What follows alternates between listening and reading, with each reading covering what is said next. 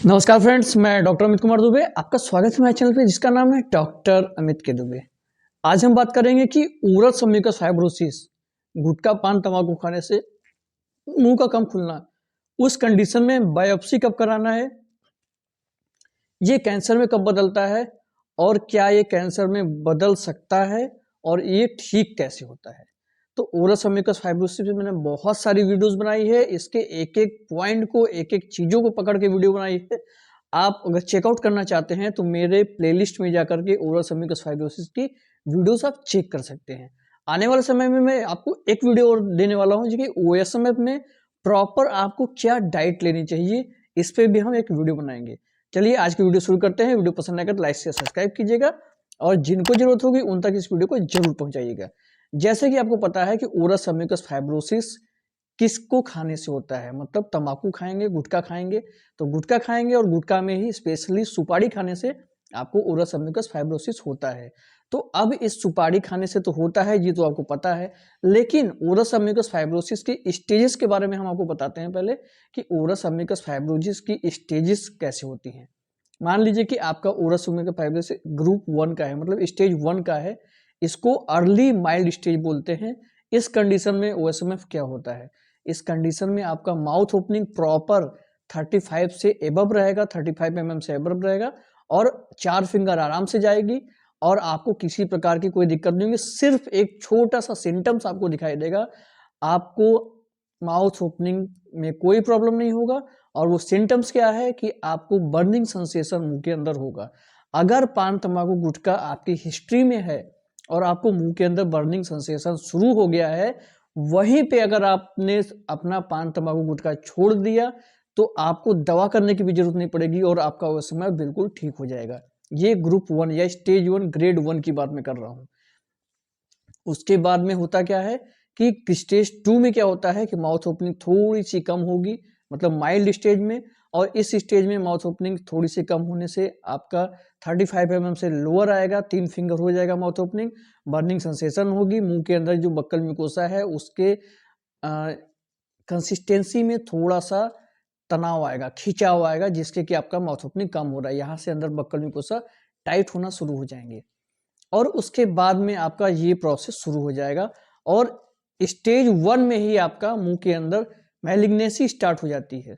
तो मतलब मुंह के अंदर मैलिग्नेसी है, आपको बर्निंग सेंसेशन हो रही है और आप गुटखा तंबाकू भी खाते हैं, तो वहीं पे आपको इसको छोड़ना है और उसके बाद आपको अपनी अच्छी सी जिंदगी जीनी है। अब हम ये बात करते हैं कि जब माइल्ड स्टेज हो गया, अर्ली माइल्ड हो गया, उसके बाद मॉडरेट स्टेज आते हैं। मॉडरेट स्टेज में आपकी माउथ ओपनिंग 25 के अराउंड नीचे हो जाएगी, मतलब 35 से भी नीचे, 25 से भी नीचे, मतलब 2 फिंगर जाने लगेगी आपकी माउथ ओपनिंग और उसमें आपका गाल अंदर से स्टिफ हो जाएगा, बर्निंग सेंसेशन की भी लिमिट बढ़ती जाएगी। उस कंडीशन में भी आपको बहुत दिक्कत आ सकती है।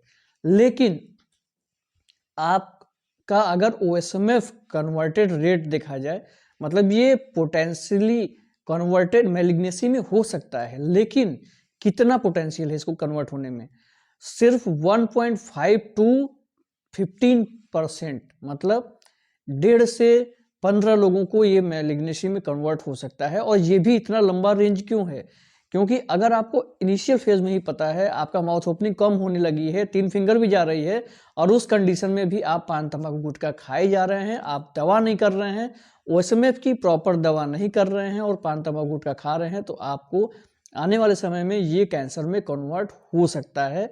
जैसे कि मैंने बताया है, आप बिल्कुल डायग्नोज करा करके प्रॉपर दवा कर रहे हैं और किसी प्रकार की कोई दिक्कत नहीं है, तो ये कन्वर्ट नहीं होगा। अब ये जानते हैं कि आपका माउथ ओपनिंग और कम हो गया है, 1 फिंगर भी हो गया है, उसके बाद भी क्या आपको बायोप्सी करानी चाहिए? अभी भी नहीं करानी चाहिए, अगर मुंह के अंदर किसी भी प्रकार का लीजन नहीं बना है तो। अगर मुंह के अंदर किसी प्रकार का लीजन बन गया है, उसमें स्वेलिंग आ रही है, उसमें पेन है और उसमें हल्का हल्का ब्लड का रिसाव भी है, तो उस कंडीशन में आपको तुरंत जाकर के अपने डॉक्टर के पास और उसकी बायोप्सी कराना जरूरी है। क्योंकि मुंह के अंदर लीजन है तो उस लीजन को आपको बहुत लंबे समय तक नहीं देखना है। मैं तो आपको बोलूँगा कि अगर ल्यूकोप्लेकिया भी बहुत ज़्यादा तेज़ी से फैल रहा है, मतलब उसमें वाइट वाइट पैचेस पड़ रहे हैं और वाइट पैचेस फूल गोभी की जैसी संरचना ले रहे हैं, या बहुत तेजी से फैल रहे हैं, जो एक पेड़ की संरचना जैसी हो रही है मुंह के अंदर सफेद सफेद, तो बिल्कुल भी आपको वहां पे रुकना ही नहीं है। तुरंत अपने नजदीकी डॉक्टर से मिलिए और वहां पे जाकर के तुरंत अपना डायग्नोज कराइए।